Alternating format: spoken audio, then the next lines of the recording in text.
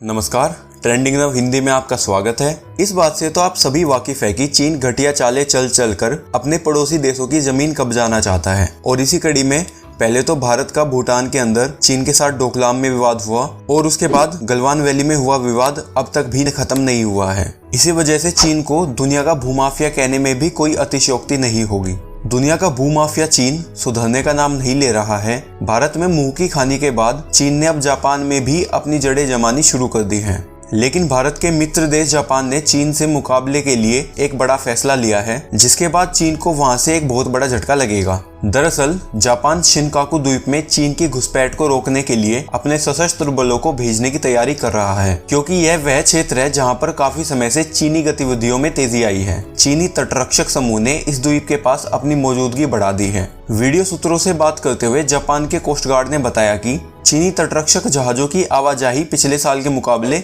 इस साल काफी बढ़ गई है। टोक्यो चालबाज चीन की इस हरकत से परेशान है और चिंतित भी है और इसीलिए अब उसने चीन की इन हरकतों पर विराम लगाने का फैसला लिया है, जिसके बाद यह साफ हो गया है कि जापान जल्द से जल्द सैनिकों को चीन से मुकाबले के लिए डियाओयू द्वीप मतलब शिनकाकू द्वीप भेजेगा। बताया जा रहा है कि अगर चीन ने जापान की जल सीमा में घुसने की कोशिश की तो जापान की सेल्फ डिफेंस यूनिट गैरकानूनी गतिविधियों के खिलाफ हथियारों का इस्तेमाल कर सकती है। हालांकि भारत और भारत के इस मित्र देश ने कभी भी किसी भी संघर्ष को बढ़ावा देने की बात नहीं की है। जैसे ही जापान अपने सैनिकों को इस द्वीप समूह पर भेजेगा, वैसे ही राजनयिक मुद्दों पर भी चीन पर दबाव बढ़ने लगेगा, क्योंकि अमेरिका ने चीन को चेतावनी दे दी है कि वह विवादित जल क्षेत्र में सैन्य गतिविधियों में तेजी लाने से बाज आए। वहीं अमेरिकी राष्ट्रपति जो बाइडेन ने हाल ही में जापानी प्रधानमंत्री को कहा था कि वह शिनकाकू द्वीप के साथ साथ सभी मामलों में जापान के साथ खड़े हैं। बता दें कि शिनकाकू द्वीप को जापान में डियाओयू द्वीप कहा जाता है और यह द्वीप जापान और चीन के बीच में विवाद की वजह है। चीन इस पर अपना अधिकार जताता है और जापान अपना।